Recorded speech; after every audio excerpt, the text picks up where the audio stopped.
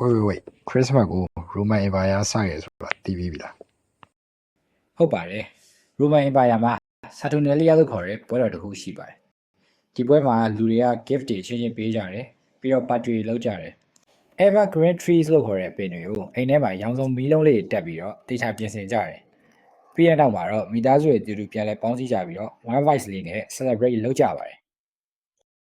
ယနေ့ကမ္ဘာမှာမြင်တွေ့နေရတဲ့ Christmas tradition တွေကဒီ Saturnalia Festival ကနေပြီးတော့စပြုလာတယ်လို့ပဲပြောရပါမယ်အချိန်တွေကာလတွေနှစ်ပေါင်း9000တန်ကြာပြီးတဲ့နောက်မှာတော့ Christian အဖွဲ့တွေကဒီ Saturnalia season ကိုယေရှုခရစ်တော်ရဲ့မွေးနေ့တော်အဖြစ် celebrate လုပ်ဖို့ဆိုပြီးတော့ဆုံးဖြတ်ခဲ့ကြပါတယ်ခရစ်တော်ရဲ့မွေးနေ့ရွယ်ဆွဲကိုတိတိကျကျမသိပေမဲ့ဒီဇင်ဘာလကလူတွေအတွက်ပျော်စရာ vibe ကို auto ဖြစ်နေတဲ့အချိန်ကိုခန်းစားတဲ့အတွက်ဒီနေ့ကိုပဲရွေးခဲ့ကြပါတယ်ဒီလိုပဲ Pagan Festival နဲ့ Christian Belief ပေါင်းစပ်သွားပြီးတော့ယနေ့ကမ္ဘာတော်က celebrate လုပ်နေတဲ့ Christmas ရဲ့အမူအရာတွေကစတင်ပြီးတော့ထွန်းကားလာခဲ့ပါတယ် Evergreen Tree ကို Christmas symbol သုံးရတာလေထူးခြားပါတယ်။ဘာကြောင့်လဲဆိုတော့winter ကာလမှာအခြားအပင်တွေအားလုံးက6သိသွားပေမဲ့ Evergreen Tree တပင်ကတော့လုံးဝကို6သိမသွားပါဘူး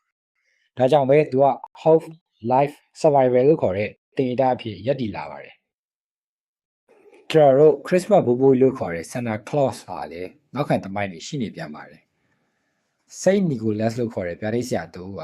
ကလေးတွေကိုလက်ဆောင်တွေပေးတတ်ပြီးတော့လူငယ်တွေကိုကူညီပေးတဲ့တင့်မြတ်တဲ့လူတစ်ယောက်ပဲဖြစ်ပါတယ်။သူ့ရဲ့ kindness story ကနေပြီးတော့နောက်ပိုင်း Dutch လူမျိုးတွေကြား Santa Claus လို့ခေါ်ပြီးတော့ America မှာကျတော့ Santa Claus လို့ပြောင်းလဲသွားခဲ့ပါတယ်။ယနေ့ Santa Vice ကိုဖြစ်သွားတယ်ပေါ့။ဆိုတော့ Santa ကြီးရဲ့မူသားအရာကအဆဲရောင်ဖြစ်ပြီးတော့ဘယ်ကနေဘလို့နေအောင်ပြောင်းသွားတယ်စတဲ့အကြောင်းအရာတွေကိုနောက်ဗီဒီယိုမှာအသေးစိတ်ထပ်ပြီးတော့ရှင်းပြပေးသွားမှာပဲဖြစ်ပါတယ်။ဆိုတော့ Christmas အကြောင်းပြန်ဆက်ရလို့ရှိရင်ယနေ့ခေတ် Christmas celebration တွေမှာ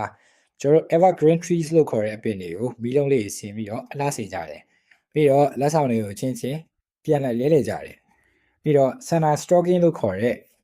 Santa စီကလက်ဆောင်သေးသေးလေးတွေကိုရရှိဖို့ဆိုရမျှော်လင့်ချက်နဲ့ကောင်းချီးမင်္ဂလာကိုကိုစားပြုတဲ့အရာတစ်ခုလည်းပါတယ်ပြီးတော့မုတ်တွေဖုတ်တယ်ကိတ်တွေလှုပ်တယ်မိသားစုတွေညတာတူတူစားကြတယ်ပြီးတော့ချက်ကြောင်းတွေမှာတွားပြီးတော့ဆူတောင်းကြတယ်ပြီးတော့ကောင်းချီးမင်္ဂလာတွေပေးကြတယ်စတဲ့ပျော်ရွှင်စရာ vibe နဲ့ one feeling လေးတွေကိုမိသားစုနဲ့အတူတကွ spend time လုပ်တဲ့အစီအစဉ်လေးပဲဖြစ်လာပါတယ် Christmas ရဲ့သမိုင်းကပေါင်းဆက်တည်ထောင်ထားတဲ့အရန်ရှည်ရဲ့သမိုင်းတစ်ပုဒ်ပဲဖြစ်ပါတယ်ဒါပေမဲ့ meaning ကတော့လုံးဝမပြောင်းလဲတော့ပါဘူးအဲ့ဒါကတော့ love kindness နဲ့ sharing ပါဒီ season လေးမှာမိသားစုမိတ်ဆွေပတ်ဝန်းကျင်ကညီကိုမောင်နှမတိုင်းကို Merry Christmas လေးပါလို့ကျွန်တော်တို့တက်တိုင် team ကနေပြီးတော့ဆုမွန်ကောင်းတောင်းပေးလိုက်ပါတယ်ခင်ဗျာ See you in next video guys bye bye